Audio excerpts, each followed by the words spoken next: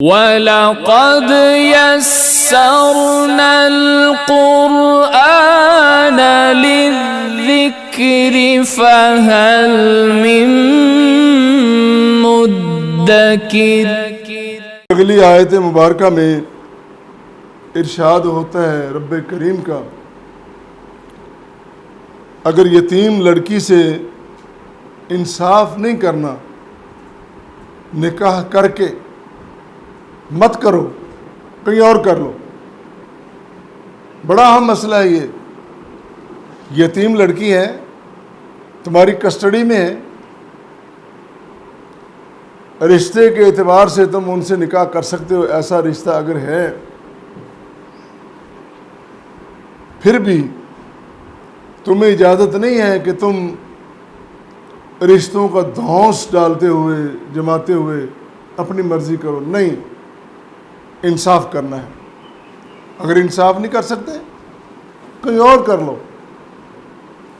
کیا فرمایا؟ وَإِنْ خِفْتُمْ أَلَّا تُقْسِطُوا فِي الْيَتَامَى فَانكِحُوا مَا طَابَ لَكُم مِّنَ النِّسَاءِ مَثْنَىٰ وَثُلَاثَ وَرُبَاعَ۔ اگر تم وہ یتیم لڑکی جو تمہاری کسٹڈی میں ہے، تمہارے زیر سایہ اس نے پرورش پائی ہے، رشتہ اس کا بنتا ہے، تم نکاح کر سکتے ہو، وہ غیر محرم ہے، کر سکتے ہو۔ پھر بھی یہ دھونس نہ جمانا کہ میں نے اس کی پرورش کی ہے، میری کسٹڈی میں رہی، نکاح کر کے اس کو پھینک دو، گھر کے کونے میں پڑی رہی، اس کے نہ تو میں جو حقوق ہیں مالی، طبی، فطری، کوئی حقوق اس کے پورے نہ کروں، کونے میں پڑی رہے، گھر کا کام کرتی رہے گی، مفت کی مجھے ملازمہ مل گئی ہے۔ میں قطعاً ایسی بات نہیں ہے۔ تیرے باپ دادا کا دین نہیں ہے جس طرح مرضی تو اس کو موڑ لیں۔ یہ اللہ کی دی ہوئی شریعت ہے، یہ رسول کریم صلی اللہ علیہ وسلم کے بیان کردہ احکام ہیں، وہ سارے کے سارے انصاف پہ مبنی ہیں۔ فرمایا اس کے حقوق پورے کرنے ہیں۔ کیا؟ سب سے پہلے حق مہر اس کا پورا دینا۔ یہی ہوتا ہے نا، وہ چلو جی جو مرضی لکھ لو جی، ٹھیک ہے، پابندی نہیں کہ بہت زیادہ لکھا ہے، لیکن رضامندی ضروری ہے۔ اگر کوئی کہتا ہے کہ اتنا نہیں اتنا ہونا چاہیے تو پھر لڑو نہیں۔ یہ تو کہتا ہے جی حق مہر زیادہ ہونا چاہیے، اگر کہہ دیا ہے تو صبر کرو نا، بات کرو آپس میں، اور پھر جو کہہ دیا وہ ادا کرنا ہے۔ وہ تو بات ہوئی تھی وہاں، بس ایویں میں نے لکھوا دیا تھا، تیش میں آ کر بندے بیٹھے ہوئے تھے، میں اب تھوڑا لکھواتا، میں نے جوش میں آ کر لکھوا دیا۔ اب ہم گھر میں اپنی بیویوں کو حق مہر دیتے رہیں، کتنی جاہلانہ بات ہے۔ جب قرآن نے، سنت نے، اللہ نے، اللہ کے رسول نے مقرر کر دی ہیں چیزیں، پھر تمہیں کس نے حق دیا ہے کہ اپنی مرضی کرو؟ فرمایا اس کے حقوق کی بجا آوری یہ ہے، حق مہر پورا کرو، اور اس کے حقوق پورے کرنے ہیں، بطور بیوی کے اس کے حقوق پورے کرنے ہیں۔ اور دوسری بات یہ ہے کہ اگر وہ یتیم لڑکی، اس کی مالیت، اس کے پاس کوئی اثاثے ہیں، تمہیں حق نہیں کہ ان پہ قبضہ کر لو۔ بیوی کے مال پہ خاوند قبضہ نہیں کر سکتا، یہ واضح بات ہے، بالکل نہیں کر سکتا۔ بیوی اپنا کاروبار کر سکتی ہے، اپنا سلسلہ اس کا، یہ علیحدہ بات ہے کہ دونوں کی رضامندی سے ہونا چاہیے۔ میاں بیوی تو پھر یہ تو نہیں کہ وہ کہنے میں نے لازمن ہی کرنی ہے، ایسی بات نہیں ہے۔ لیکن اگر اس کا مال ہے، اس کے اثاثے ہیں، بیوی کی اجازت کے بغیر اس کے اثاثوں پہ اس کا خاوند قبضہ نہیں کر سکتا۔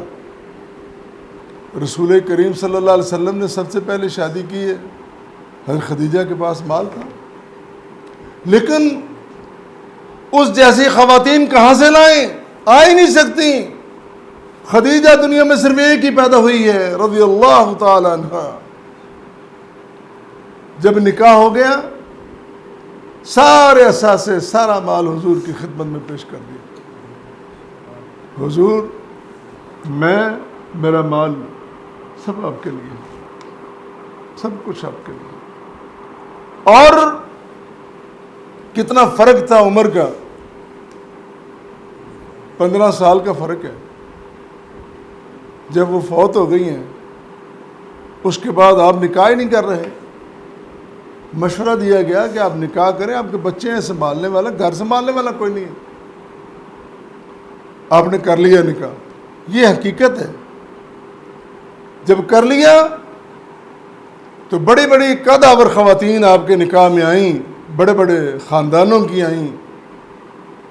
پھر ان میں ام المومنین سیدہ عائشہ بھی آئیں، جن سے آپ بڑا پیار کرتے تھے، جن سے بڑا پیار کرتے، وہ بھی کہتی ہیں کہ خدیجہ کے تذکرے سن کے میرے اندر حسرت پیدا ہوئی، کاش میں ہوتی۔ اتنا تعلق میاں بیوی کا، اتنا تعلق بطور نبی کے، بطور رسول کے، بطور امام الانبیاء کے، امام المرسلین کے، امام کائنات کا آپ کا مقام ہے، لیکن جو گھر میں بیویوں کے ساتھ سلوک کیا ہے وہ بھی ایک بے مثال، دنیا کے لیے مثال ہے۔ فرمایا کہ اگر تم یہ نہیں کر سکتے تو پھر چھوڑ دو اس کو، کہیں اور نکاح کر لو، جو عورت ایک کر لو، 2 کر لو، 3 4 کر لو۔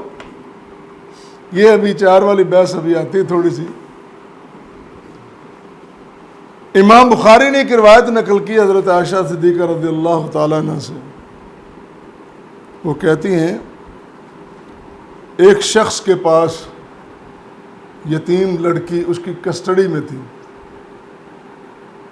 اس کے زیر پرورش تھی۔ جب بالغ ہوئی، جوان ہوئی، تو اس نے اس کے ساتھ نکاح کر لیا۔ اس کے پاس ایک کھجور کا درخت بھی تھا، زیادہ زرخیز ہوگا، کہیں ایسی جگہ پہ ہوگا اس کی بڑی قدر و منزلت ہوگی۔ اس کی نظر اس پہ تھی، ایک تو اس کے حسن و جمال پہ، دوسرے اس کے مال پہ۔ اس نے نکاح کر لیا لیکن اس کے حقوق پورے نہیں کر رہا، اس کو بھی نکاح کر کے کونے میں پھینکا اور مال بھی اس کا، اس پہ بھی قبضہ کر لیا۔ ام المومنین سیدہ عائشہ کہتی ہیں یہ بات اللہ کو پسند نہیں آئی، اللہ نے قرآن نازل کر دیا اور فرمایا وَإِنْ خِفْتُمْ أَلَّا تُقْسِطُوا فِي الْيَتَامَى، اگر تم ان یتیموں کے بارے میں، یتیم لڑکیوں کے بارے میں انصاف نہیں کر سکتے، پھر کیا ہے؟ فَانْكِحُوا مَا طَابَ لَكُم مِّنَ النِّسَاءِ مَثْنَىٰ وَثُلَاثَ وَرُبَاعَ، پھر تم آگے ان سے نکاح کرو، جہاں چاہو کرو، 2 کر لو، 3 کر لو، 4 کر لو۔ اس کے علاوہ بھی فرمایا تمہارے پاس لونڈیاں بھی ہیں، اور 4 تک کی اجازت بھی ہے، کرو، لیکن نیت درست رہے، نیت درست رہے، عدل کرو، انصاف کرو۔ انصاف کے بغیر، عدل کے بغیر تم آگے کام نہیں چلا سکتے، پابندی لگا دی ہے۔